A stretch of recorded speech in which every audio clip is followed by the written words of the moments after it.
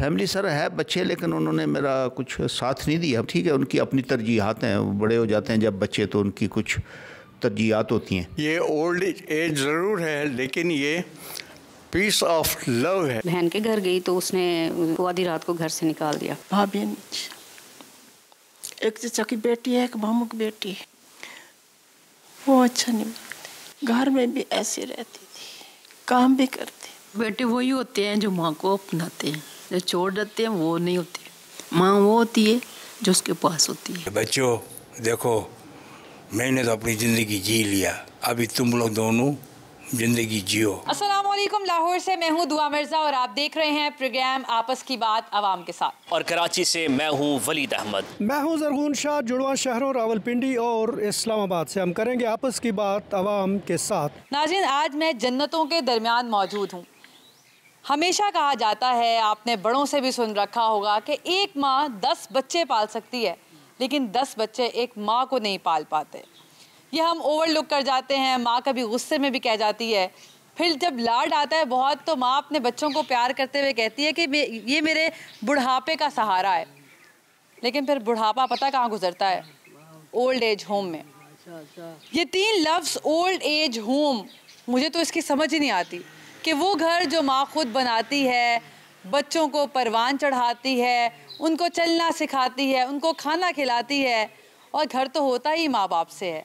उसके बाद उसी घर से वही बच्चे जिनकी तरबियत की होती है उनको घर से निकाल दिया जाता है और वो फिर इन्हीं घरों में आती है। वालिदैन बच्चों की ख्वाहिशों को पूरा करने के लिए अपने ख्वाबों की कुर्बानियाँ देते हैं। बच्चों को एक मच्छर काट ले तो इनकी रूह तड़प उठती है। अपनी जवानी की कुर्बानियाँ देते हैं ये माँ बाप बच्चों को जवान करने के लिए, और जब ये औलाद जवान होती है तो कोशिश करती है कि अपने माँ बाप की खिदमत करे, अपने वालिदैन के हुक्म के आगे सर झुकाए। लेकिन कुछ बेहिस लोग ऐसे हैं जो अपने वालिदैन को ओल्ड एज होम छोड़ जाते हैं और इन आशियानों के रहमो करम पर अपने माँ बाप को छोड़ जाते हैं। वतन अजीज़ में जहाँ करोड़ों पाकिस्तानी ऐसे हैं जो बुढ़ापे में वालिदैन का सहारा बने हुए हैं और दिन रात उनकी खिदमत और खातिर तवाज़ु में मसरूफ़ अमल हैं, वहाँ कई पाकिस्तानी ऐसे भी हैं जो बदकिस्मती से अपने वालिदैन को बुढ़ापे में अकेला छोड़ चुके हैं और उन्हें हालात के थपेड़ों के सुपुर्द कर चुके हैं। ऐसे ही कुछ दरीदा दामन वालिदैन की दास्तान हम जानते हैं रावलपिंडी के इस ओल्ड एज होम से। बिनते फातिमा फाउंडेशन में मैं इस वक्त मौजूद हूँ, जहाँ पर ऐसी सैकड़ों माएँ आती हैं जो जेंडर बेस्ड वायलेंस का शिकार हैं या अपने बच्चों से रूठ कर तो नहीं आई, खैर, लेकिन कहती यही हैं क्योंकि बच्चों के लिए ना तो बुरे अल्फाज कहती हैं और ना कभी माँ बद्दुआ कर सकती है।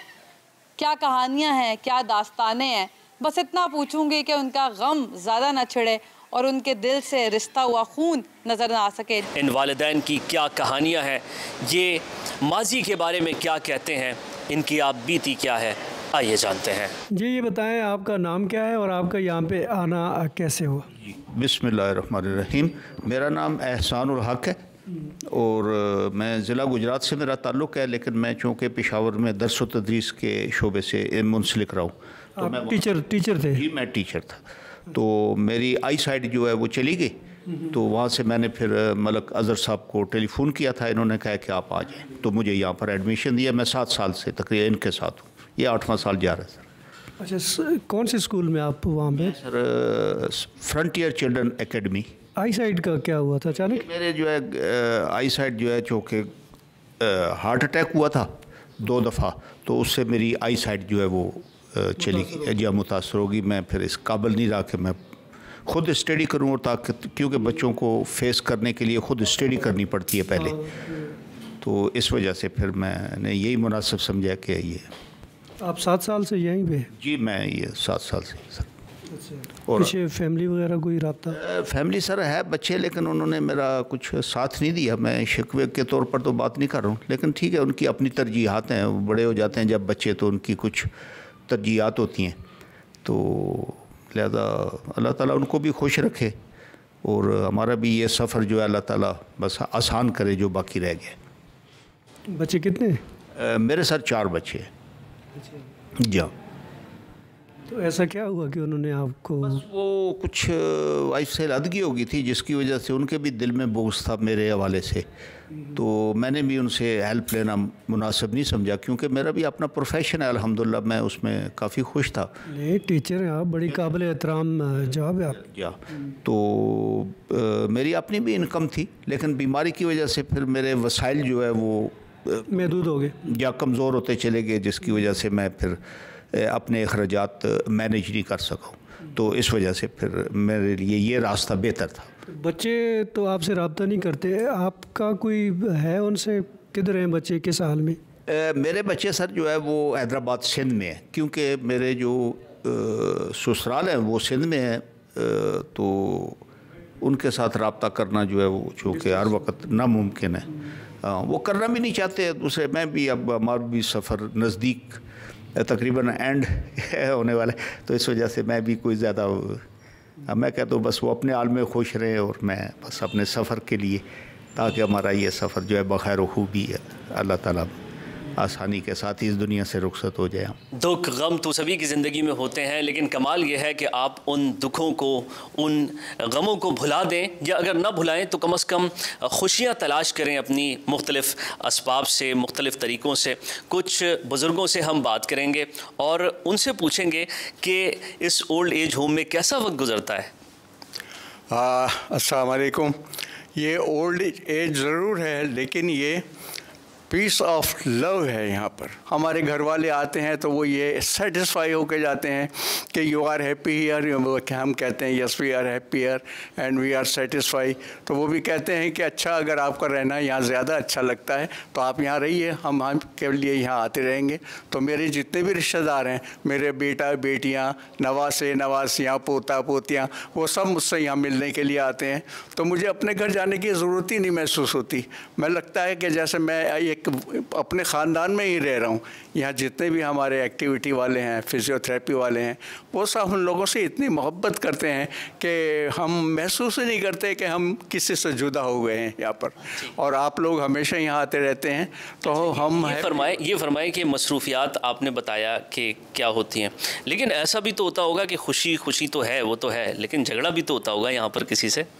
हाँ, ये कमाल की बात है कि यहाँ झगड़ा तो नहीं होता, लेकिन ये कि अगर थोड़ा बहुत होता भी है तो यहाँ हमें सिखाया गया है कि माफ़ कर देना जो है वो झगड़े से ज़्यादा बेहतर है। अस्सलाम वालेकुम। वालेकुम अस्सलाम। लाहौर से ही हैं आप? हाँ जी, अल्हम्दुलिल्लाह। ओल्ड एज होम में कैसे पहुँची?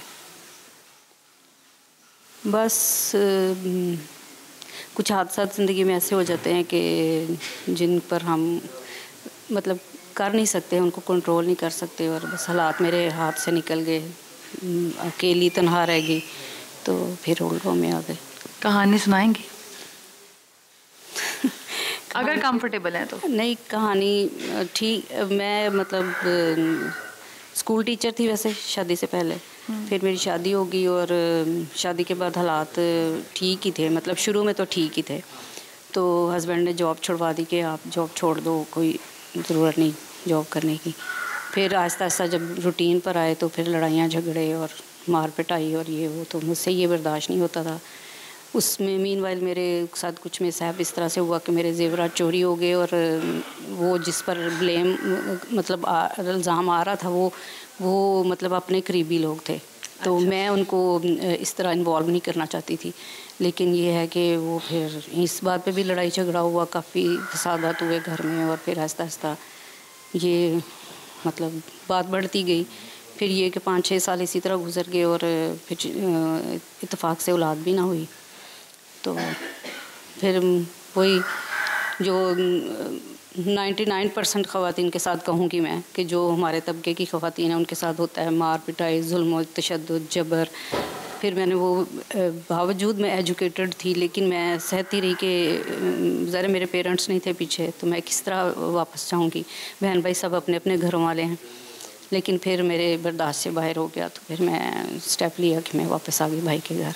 तो डाइवोर्स ले ली? हाँ जी, डाइवोर्स तो फिर मैंने खुद ली, खुला ले लिया। खुला ले लिया। मैंने कहा कि मुझे डिवोर्स दे दें, क्योंकि मैं ये पसंद नहीं करती कि आप कोई और औरत लेके आओ और मैं उसके साथ कंप्रोमाइज़ करूं। तो शादी कर ली थी? शादी कर ली। तो फिर मैं डिवोर्स लेके फिर मैंने भाई के घर कुछ अर्सा ही गुजारा। वैसे तो मैंने फ़ौरन जॉब कर ली, हॉस्टल वार्डन की जॉब की मैंने। तो उसमें ये कि काफ़ी अर्सा मेरा गुजर गया, काफ़ी 10-15 साल तकरीबन गुजर गए जॉब करते करते। फिर ये कोरोना की वजह से जॉब्स डिस्टर्ब हो गई, तो उस वजह से फिर हॉस्टल वगैरह क्लोज़ होना शुरू हो गए। तो वो मैं फिर मैं बहन के घर गई, तो उसने मेरे बहनोई के साथ मेरी थोड़ी सी वो हुई, उसने मुझे आधी रात को घर से निकाल दिया। तो फिर उनकी मेड को तरस आया मुझ पर, उसने कहा कि आप मेरे साथ चलो। तो फिर उसके साथ चली गई मैं मेड के साथ।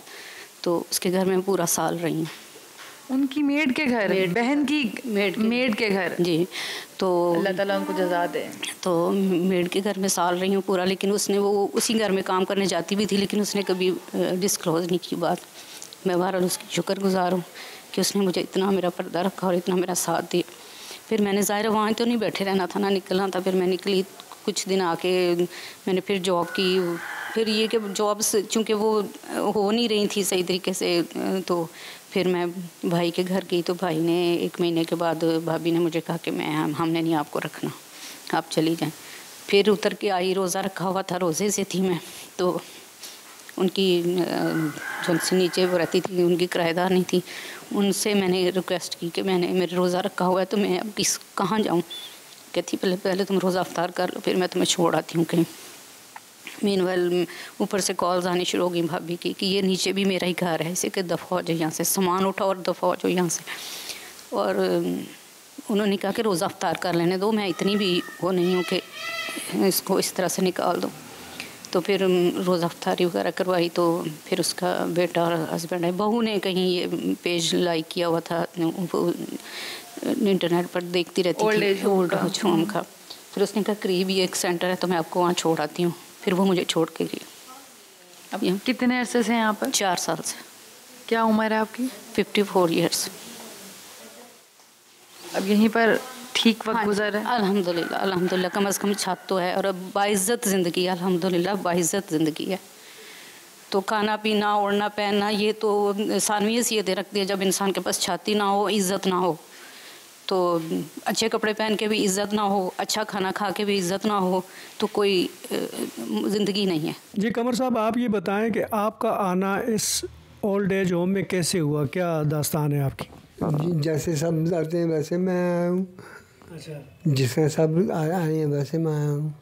अच्छा, पीछे घर बार था, बच्चे थे? जी। फिर क्या हुआ, कैसे आ गए? सेपरेशन हुई है। अच्छा, सेपरेशन हो गई आपकी। फिर उसके बाद बच्चों ने कुछ किया या क्या?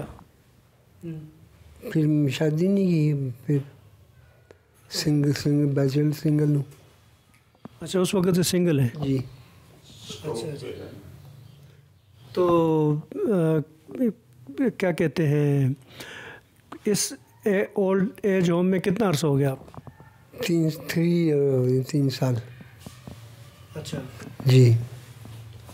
तो इससे पहले करते क्या थे आप? मैं पिक एंड ड्रॉप करता था। फिर मुझे स्ट्रोक हो गया। अच्छा, आपको स्ट्रोक हुआ फिर? अच्छा, ये लेफ्ट साइड पैरालिसिस। अच्छा, आपको पैरालिसिस हुआ है? जी। पैरालिसिस कब हुआ था? जब कोविड आया ना, कोविड आया उस वक्त मुझे स्ट्रोक हुआ था। इस लेफ्ट साइड ही ख़त्म होगी। अच्छा अच्छा। तो फिर हॉस्पिटल वगैरह में एडमिट रहे थे या क्या? हाँ जी, चेक करवाया है प्राइवेट। अच्छा। मेडिसिन ही ट्रीटमेंट करवाई है, कुछ फर्क नहीं पड़ा। अच्छा। तो आपका कोई पता शता करने आता है इधर कोई? कौन है? बड़े भाई हैं, फ़ोन पे बात होती रहती है मोबाइल पे 3-4 दिन बाद। तो आपका गांव कौन सा है? मरी में बिलोंग, मरी से करते पोठा गांव, पोठा। मरी में पोठा गांव है आपका? हाँ। अच्छा, उनसे रब्ता रहता है भाई से? जी हाँ, 3-4 दिन बाद वही कार का आपको बता रहा हूँ, बात हो जाती है मोबाइल पे। कभी मैं कभी वो कर लेते हैं, कभी मैं कर लेता हूँ। यहाँ पर वक्त कैसे गुजरता है? बहुत अच्छा, बहुत अच्छा। हर काम में सहूलत है, जो काम करना चाहें, हमें किसी चीज़ में कोई रोक टोक नहीं है। अच्छा, यहाँ पर कैसे पहुँची आप? मैं खुद आई हूँ। क्या वजह बनी? क्योंकि मेरा कोई था ही नहीं, मैं अकेली रह रही थी। वालिदैन, शौहर, बच्चे इंतकाल हो गए। एक बेटी वो अपने घर है, मैं अकेली थी। कुछ अरसे रही, फिर घबरा गई तो यहाँ आ गई। लेकिन घर अपना घर ही होता है, तो यहाँ पर क्या घर जैसा माहौल बन पाया है? उससे अच्छा है। वहाँ तो मैं सब अपने काम हाथ से करती थी, सौदा लाना, पकाना, करना, लेकिन यहाँ तो हर चीज़ तैयार मिलती है। अल्लाह का शुक्र है बस। ऐसा तो होता होगा, ख़वातीन तो आपस में नोक झोंक होती है ख़वातीन की, आपकी भी नोक झोंक किसी से होती है? शुक्र है मेरी कभी नहीं हुई है, मेरी कभी भी नहीं हुई, क्योंकि मैं कमरे से बहुत कम निकलती हूँ। अच्छा, ये बताएं कि खाना वाना यहाँ पर कैसा अच्छा मिलता है? आपकी पसंद का मिलता है खाना? देखो, ये नहीं मैं कहती कि पसंद का हर बार मिलता है, कभी नहीं भी होता है तो खुश खा लेते हैं, और बहुत मिलता है। बाहर से भी आता है, यहाँ भी पकता है, और तीनों वक्त एंड टाइम पर। अस्सलाम वालेकुम। वालेकुम सलाम। कैसी हैं आप? अल्हम्दुलिल्लाह ठीक। खैरियत से हैं? हम बिल्कुल ठीक। यहाँ पर कब से हैं? मुझे दूसरा साल है। कैसे पहुँची? कैसे पहुँची? बाजी को 4 साल हो गए। 4 साल हो गए। देखें, वक्त का पता भी नहीं चलता। कोई पता नहीं। अगर तो आराम से कहानी सुनाना चाहती हैं तो बताएं, वरना कोई मसला नहीं है। कौन सी कहानी अपनी सुनाऊं? घर बच्चे खास घराने की हूँ मैं, ऐसे वैसे घराने की नहीं हूँ। बस क्या है, मेरे भाई इखलाक प्यार मुझसे बहुत अच्छा करते थे। हमारे यहाँ जो है ना, नाम नहीं बुलाते, बीबी बुलाते हैं, चाहे छोटी हो चाहे बड़ी हो। भाभी, एक चचा की बेटी है, एक मामू की बेटी है। भाभियाँ? वो अच्छा नहीं बोलते। मैं अब बाजी से पूछ लो, मैं किसी से कोई ज़्यादा गुफ्तगी की लड़ाई झगड़ा करती हूँ। घर में भी ऐसे रहती थी, काम भी करती थी। बस मैं और कुछ नहीं सुनाती, बस। ठीक है, ठीक है। कैसे यहाँ तक पहुँचे आप, कैसे आए यहाँ पर? मेरे जी दरअसल अकेला हो गया था, मेरी वाइफ का इंतकाल हो गया, औलाद है नहीं, तो फिर दोस्तों के पास रह रहा था, तो फिर यहाँ आ गया। यहाँ पर क्या माहौल है, कैसे वक्त गुजरता है, ज़िंदगी कैसी कटती है? माशाल्लाह बहुत अच्छा माहौल है। यहाँ एक्टिविटीज़ होती हैं, फ़िज़ियोथेरापी होती है, हमें बाहर भी ले जाते हैं घुमाने के लिए। महीने में 1 दफ़ा टूर भी होता है, और बाहर से लोग भी आते हैं, प्रोग्राम होते हैं अच्छे अच्छे, तो अच्छा वक्त पास हो जाता है। मेरी अपनी पर्सनल एक्टिविटी ये है कि मैं पढ़ता रहता हूँ, मुझे पढ़ने का कुछ शौक़ है। क्या पढ़ते हैं आप? मुख्तलिफ संजीदा अदब। संजीदा अदब में मसलन अशफाक अहमद, बानो कुदसिया नहीं, या और कोई? डॉक्टर मुबारक अली हैं, उनको हिस्टोरियन हैं, उनको पढ़ता। वो तो तारीख दान है, वो तो तारीख के ऊपर लिखते हैं। जी, मुझे तारीख का पढ़ने का शौक़ है।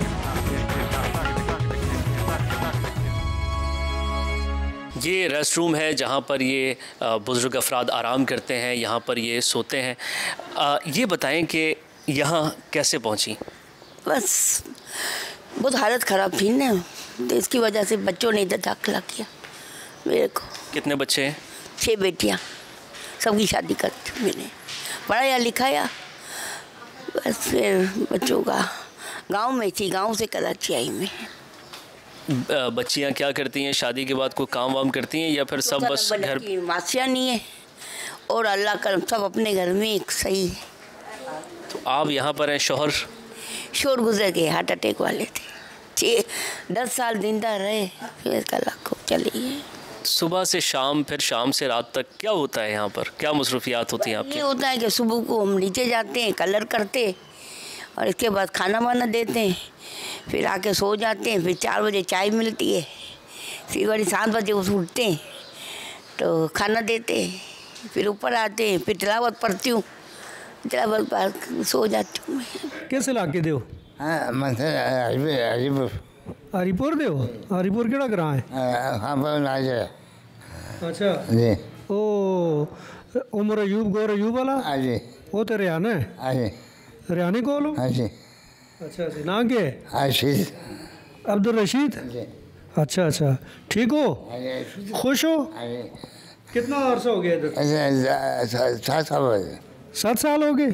अच्छा अच्छा, पीछे बच्चे शच्चे हैं ग्राम में या नहीं? बच्चे मैं थे वहाँ। अच्छा, शादी नहीं है। अच्छा, कल ही हो? ज़्यादा पता नहीं। अच्छा अच्छा, इतने अच्छा गुजरता टाइम। अस्सलाम वालेकुम। वालेकुम सलाम। कब से हैं आप यहाँ पर?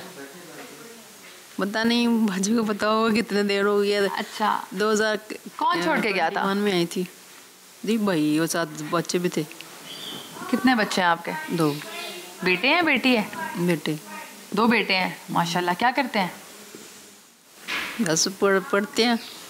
तो यहाँ पर क्यों छोड़ गए आपको? उन्होंने मामू से कहा कि मामू ने कोई सेफ्टी जगह पे रख दे तो बाद में आके पिक कर लेंगे। अब आप सेफ हैं यहाँ पर? सही हैं? बच्चे जो है। तो बच्चे मिलने आते हैं? नहीं। क्यों? भाई भी काफ़ी देर हो गई नहीं आई। क्यों नहीं आते? मसरूफ़ होंगे या टेलीफोन पिक नहीं करते होंगे। फ़ोन किया आपने? नहीं, जब शुरू में थे बाजी करती थी। फ़ोन नहीं उठाते थे? तो कुछ कहना है आज आपने उनको? बेटे वही होते हैं जो माँ को अपनाते हैं, जो छोड़ देते हैं वो नहीं होते। माँ वो होती है जो उसके पास होती है। आपसे आते हैं रिश्तेदार मिलने के लिए? जी, अस्सलाम वालेकुम। वालेकुम सलाम। मेरे रिश्तेदार भी आते हैं, मेरा बेटा, मेरी बहू, मेरी पोती आती है, मेरे दामाद आते हैं, मेरी बेटियां आती हैं, मेरी नवासी आती हैं मिलने के लिए। उनसे शिकवा शिकायत कुछ होता है? नहीं, उनसे कोई शिकायत नहीं। आवे तो बिस्मिल्लाह, नहीं तो अल्लाह अपने घर में सुखी रखे इनको। क्यों आप शिकवा नहीं करते? बुरा नहीं लगता कि बच्चे? बुरा नहीं लगता, क्योंकि यहाँ इतना प्यार मिला है जो अपनों से नहीं मिल सका, समझे ना। लेकिन अफसोस भी होता है, कभी कभी आदमी सोच में भी पड़ जाता है कि जो अपनों को करना चाहिए इन बेचारों ने किया है, अल्लाह इनका भला करे, समझे ना। बहुत से लोग यहाँ पर ऐसे हैं जिनको इसीलिए उनके रिश्तेदार छोड़ गए क्योंकि पैसे की तंगी थी या टेक केयर नहीं हो पाती थी। लेकिन कई लोग ऐसे भी हम देख रहे हैं यहाँ पर जिनके पास अच्छा खासा, जिनके बच्चों के पास पैसा है, वो स्टेबल हैं, ठीक ठाक ज़िंदगी गुजार रहे हैं, लेकिन इसके बावजूद यहाँ पर छोड़ गए हैं अपने माँ बाप को। हम तो यहाँ हमारा ऐसा आना हुआ कि हम थे बीमार, खारिश की बीमारी थी, 2 ऑपरेशन हुए गुर्दे के मेरे, समझे ना। और घर के अंदर बेटा था काम पे सुबह को चले जाता था, और बहू लापरवाह थी कि हमारी बेटी सामान है, अभी भी उसकी इज्जत करते हैं हम, समझे ना। जो किया, समझे ना। तो फिर हमने अपनी ज़िंदगी का खुद फैसला किया कि बच्चों देखो, मैंने तो अपनी ज़िंदगी जी लिया, अभी तुम लोग दोनों ज़िंदगी जियो। मेरा पोता भी है, मेरी पोती भी है, तुम सबको अल्लाह सलामत रखे, ऐसा दुआ करके। और बेटे को बोला, बेटा मुझे ऐसी जगह ले जा जहाँ प्यार और मोहब्बत मिले। खाना तो अल्लाह बंदे को 3 टाइम खिलाता है, और तो उसका वादा है। मेरा मालिक भूखा ज़रूर उठाता है मगर भूखा सुलाता नहीं है।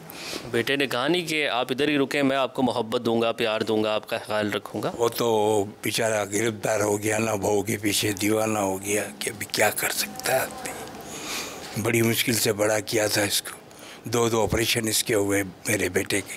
सिविल में 5 साल मैंने इसके पीछे ख्वार हुआ है। कितना साल? 5 साल।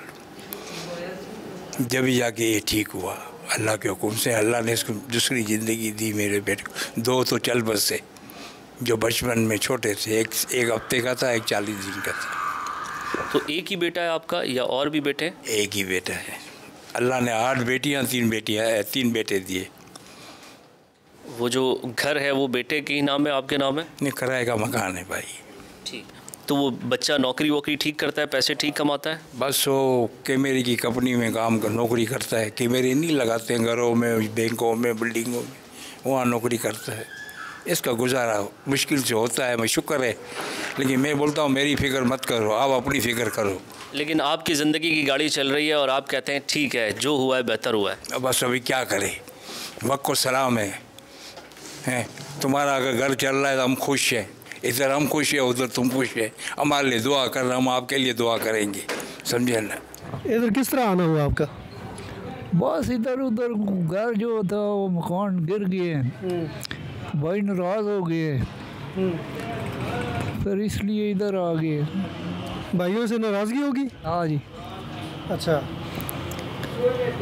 तो पीछे गांव में क्या था आपका? कोई कारोबार था, ज़मीन थी, क्या चीज़ थी? नहीं बस कुछ नहीं, ज़मीन भी है, कारोबार कोई नहीं है, बस ऐसे हम जिम्मेदार हैं। जो भाई जो बड़े थे वो एक फ़ौज में थे। अच्छा।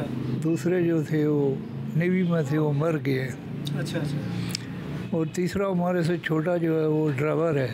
अच्छा। तो एक और है जो जी शफीक नाम है उसका, जिसने मुझे यहाँ छोड़ा है। वो इधर कोई पता नहीं पानी का कोई काम करता है। बच्चे नहीं थे आपके? नहीं, बच्चे कोई नहीं है। शादी वगैरह की थी? नहीं हुई है। अच्छा, शादी भी नहीं हुई आपकी? नहीं। अच्छा अच्छा अच्छा। तो भाई ला के यहाँ छोड़ गया? हाँ। अच्छा, अब आते हैं, कोई पता शता करते हैं आपका कि नहीं? नहीं नहीं, कोई नहीं पता करने आता। कोई आता ही नहीं? नहीं। वो नाराज़ हो गया ना बस। बच्चे हैं आपके? बच्चे हैं, अमेरिका में होते, बेटी बेटा भी अमेरिका में, वाइफ भी देयर ही लिविंग नाउ। तो मेरे साथ उन्होंने अच्छा नहीं सलूक किया। He now he living in America. तो क्यों अच्छा सलूक नहीं किया? बाप तो घर की रौनक होता है। नहीं मैडम, ये एक टाइम है, ये इसको ना हम लोग बहुत गौर से नहीं देखते, नज़दीक से नहीं देखते। ये पास हो जाता फट हमारे लोगों के से हम इसकी केयर नहीं करते, मगर टाइम की बड़ी केयर करनी चाहिए। Time is going very fast, तो हम लोग नहीं करते टाइम की। बीमार हो गए थे इसलिए छोड़ गए, क्या ऐसा मसला हुआ? नहीं, ऐसे नहीं हुआ। शुगर हम 30% को होती है, आप तीसरे आदमी को होती है। शुगर तो हर बंदे को, बच्चों को भी है। हाँ, बच्चों को भी है, बिल्कुल। मैंने यंग लड़के देखे हैं, छोटे अभी 10-12 साल के, उनको है। तो ऐसे हो गई। तो मेरे साथ बहुत बुरा सलूक होने लग गया। तो फिर वो मेरा दोस्त था, मैं उसके घर में बैठा था, हम चाय पी रहे थे, तो मैंने उसको अपनी कहानी बताई। मैंने कहा ये मेरे को प्रॉब्लम है। तो वो कहता है नहीं कोई बात ऐसी नहीं है, मैं अभी फ़ोन कर रहा हूँ। वो यहाँ थे साकी साहब, पुराने ग्रेट होम में थे, तो उनके कोई जानने वाला था वो। तो उनसे फ़ोन किया, उन्होंने कहा वो इसी वक्त भेज दो उनको। मैं रिक्शे में बैठा, मैं उधर आ गया और बड़ी अच्छी मेरी लुक आफ्टर की उन्होंने आते ही। I am very happy there at that time there. तो मैं जब से इधर रहता हूँ तो बच्चे याद आते हैं? आते हैं वो, यस, बहुत याद आते हैं। कभी मिलने आते हैं? है जी? कभी मिलने आते हैं? नहीं, कभी नहीं। हाँ, फ़ोन पे कभी बात हो जाती है, तो वैसे नहीं। क्या बात करते हैं फ़ोन पे? कैसे हो? मैं कहता हूँ ठीक हूँ, I am living in Pakistan, अब ठीक हो, मगर अच्छा नहीं लगता। अच्छा नहीं लगता? एक मेरी बेटी है, एक बेटा है, वाइफ है, लिविंग देयर अमेरिका।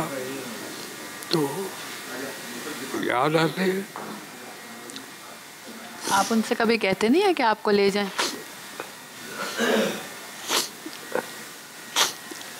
मुझे एक बार उन्होंने बोला था जाते वक्त कि आ जाओ चलो अमेरिका में। मैं कहूँ आई लाइक पाकिस्तान। आप बुजुर्ग हैं लेकिन इसके बावजूद साइकिलिंग कर रहे हैं। हाँ, साइकिलिंग तो लाजमी है ना, एक्सरसाइज करना चाहिए ना दिन में। बहुत सारे अच्छे खासे जवान, हट्टे कट्टे जवान, तंदुरुस्त सेहतमंद, वो भी नहीं करते एक्सरसाइज, आप एक्सरसाइज कर रहे हैं? करना पड़ता है, सेहत के लिए अच्छी बात है ना ये। अच्छा ये बताएं कि सुबह कब उठते हैं, दोपहर में फिर सोते हैं या फिर कोई और मसरूफियत रहती है, रात में फिर क्या क्या होता है? रात में वो सुबह उठा देते, जल्दी उठा देते, बोले चाय पीने जाओ, फिर रात को गोली खा के सो जाते। बेटा किस चीज़ की गोली खाते हैं? नींद की गोली खाता हूँ। तो नींद की गोली खाए बगैर नींद नहीं आती? नहीं आते। क्यों? पता नहीं। बच्चे कुछ हैं? हाँ, 2 बच्चे, एक लड़की है। पहले पेरिस में था, वहाँ से छोड़ के यहाँ आ गया। आप पेरिस में थे? हाँ, वहाँ एक मेरी बेबी है। एक बेटी पेरिस में है? कनाडा में। एक बेटी कनाडा में है? कनाडा चली गई। अच्छा, और बेटा? बेटा यहीं है, एक ही बेटी है, वो कनाडा में। 2 बेटे और एक बेटी यहाँ है। तो यहाँ जो बच्चे हैं वो क्या करते हैं? वो काम करते हैं। क्या काम करते हैं? वो क्लियरिंग फॉरवर्डिंग।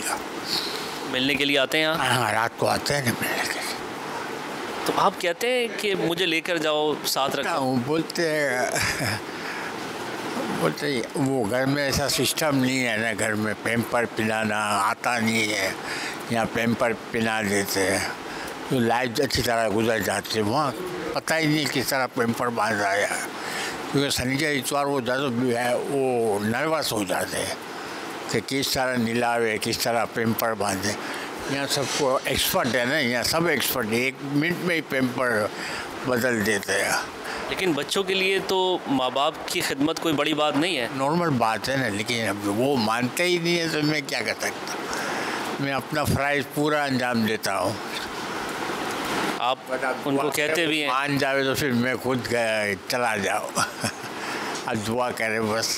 रावलपिंडी के इलाके असगर माल पे वाक़या इस ओल्ड एज होम में इस वक्त तकरीबन 23 लोग हैं जो यहाँ पे उन्हें रखा गया है और उनका बड़ा अच्छा ख्याल रखा जा रहा है।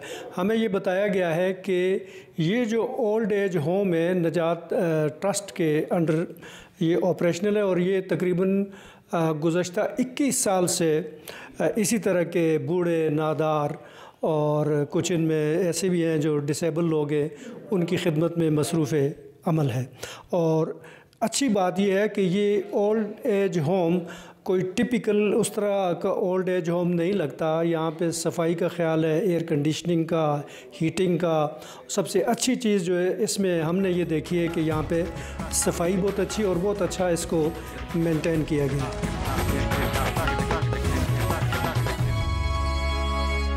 ओल्ड एज होम में ये एहतमाम भी किया गया है कि अगर किसी की तबीयत ख़राब हो जाए तो उसको क्लिनिक के अंदर दाखिल किया जाता है, उसकी यहाँ पर देखभाल होती है, इलाज मालजा होता है।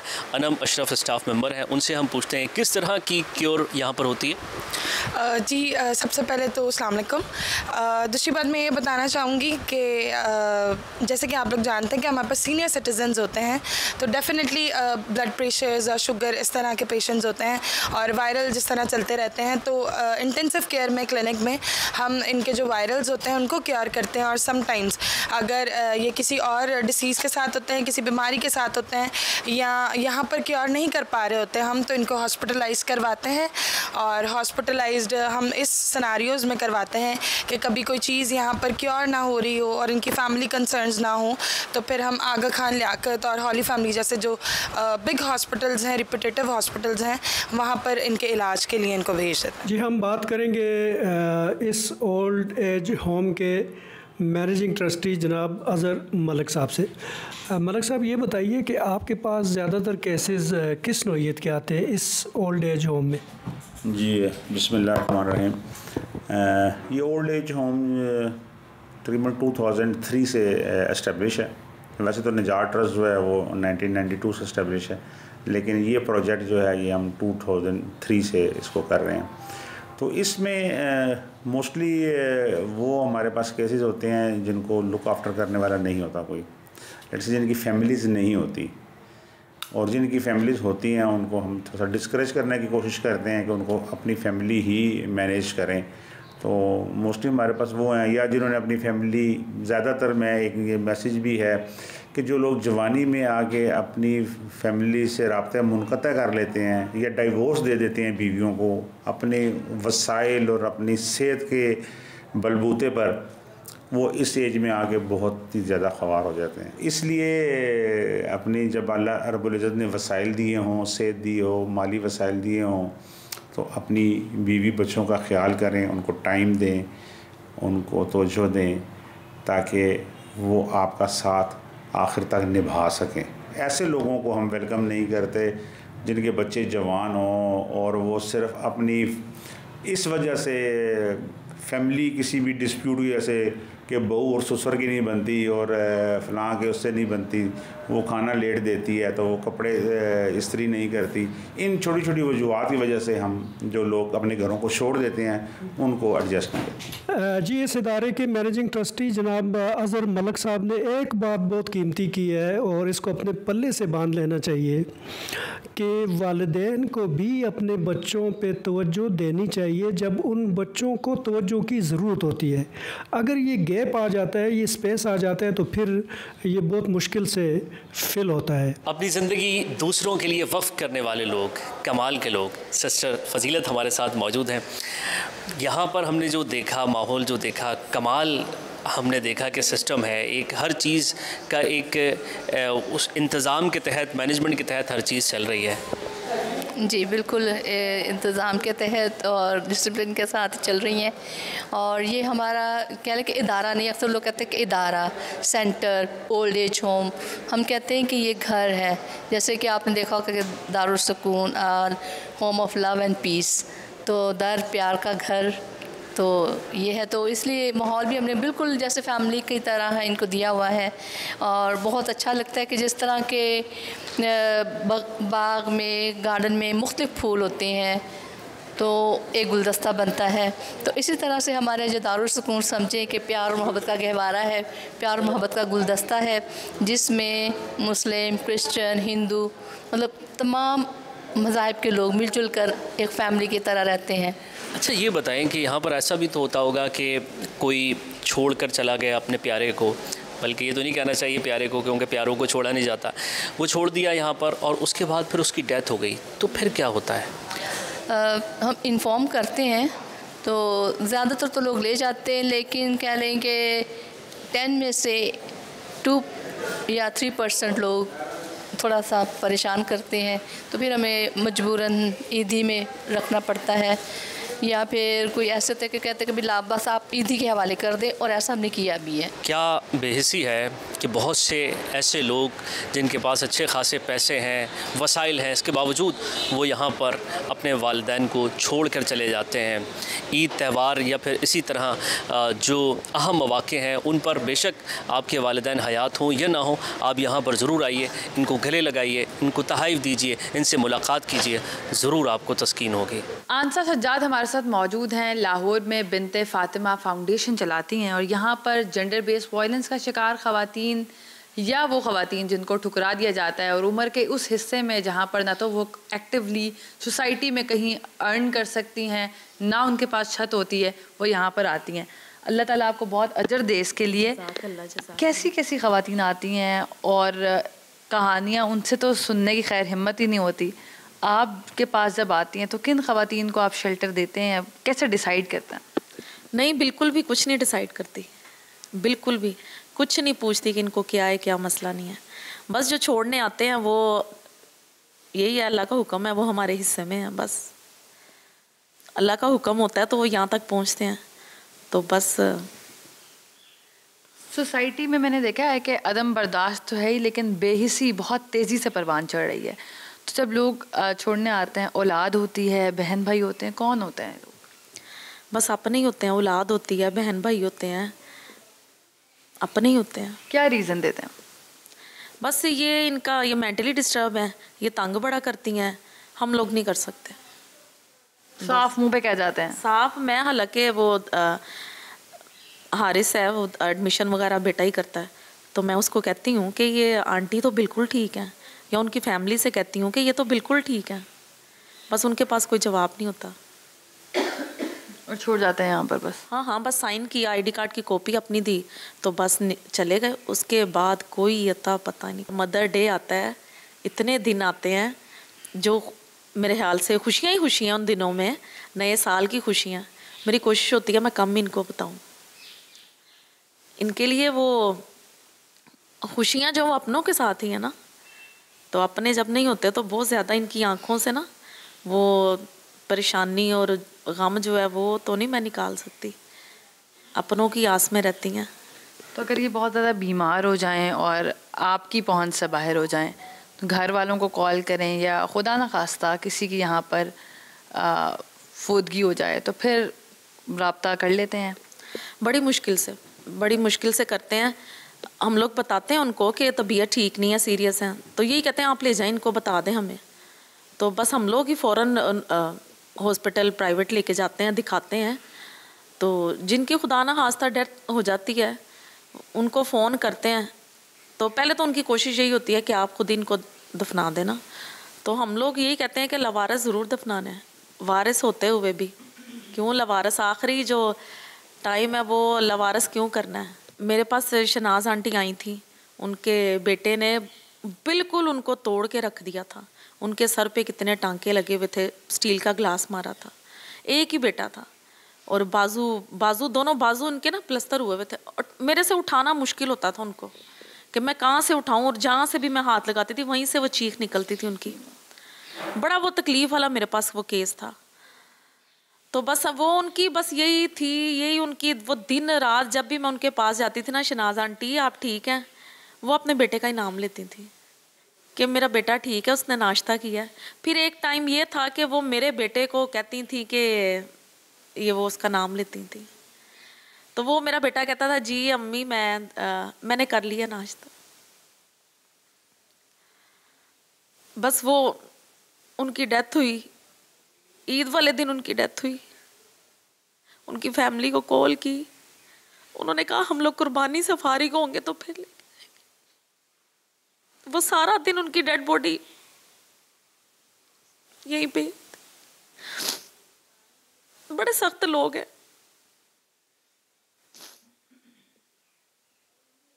कोई पैगाम देना चाहती हैं? आपके पास तो इतनी कहानियां हैं, इतने लोगों से आप मिलती हैं। मेरा बस आपके प्रोग्राम से के तवस्सुत से अपने आला हुक्मरान से और ये पंजाब में वज़ीर आला मरियम नवाज़ साहिबा से आप लोगों से अपील है कि इन माओं की छत का इंतज़ाम कर दें। यहाँ पे बेड नहीं है। रमज़ान में सहरी में अफ्तारी में मुझे फ़ोन आते हैं उन माओं के कि आप खुदा का वास्ता इस रमज़ान में हमें रख लें। तो मेरी इन हुक्मरानों से अपील है, मरियम नवाज़ साहिबा से अपील है कि आप इन माओं की छत का इंतज़ाम कर दें। गवर्नमेंट लेवल पे बहुत कुछ काम होने वाला है और यहाँ पर मैं ये मेंशन करना ज़रूरी समझती हूँ कि प्रोग्राम के लिए मैंने वेलफेयर डिपार्टमेंट से रिक्वेस्ट की, उनके डायरेक्टरेट ऑफ मीडिया से पूछा कि आप प्लीज़ अपने जो आपके ओल्ड एज होम है वहाँ पर मैं प्रोग्राम करना चाह रही हूँ। तो चूँकि उन्होंने कहा कि मिनिस्टर्स अभी विज़िट कर रहे हैं और अभी हमें इंतज़ाम देखना पड़ेगा, हमें रेडी करना पड़ेगा, यानी आप फौरी वहाँ पर जा नहीं सकते। अगर आपने प्रोग्राम करना है तो उनको एक पूरी तैयारी के लिए 5-6 दिन चाहिए ताकि वो हालात इस तरह कर लें कि कैमरे पर आ सके।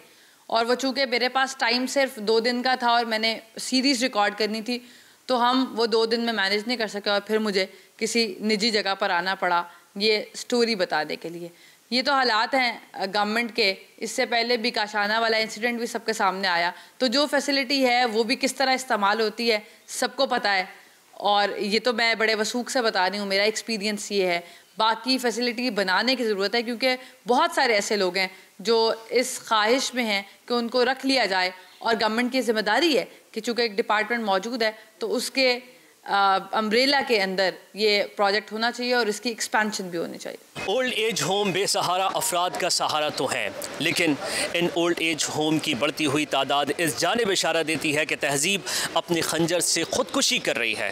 और अगर इस तहज़ीब का तहफ़्फ़ुज़ करना है तो उन बेहिस और बदकिस्मत अफराद की शदीद हौसला शिकनी करना होगी जो अपने वालिदैन को इन ओल्ड एज होम के रहमो करम पर छोड़ जाते हैं। कैमरामैन अल्ताफ़ हुसैन के साथ कराची से वलीद अहमद को दीजिए इजाज़त। अल्लाह हाफ़िज़।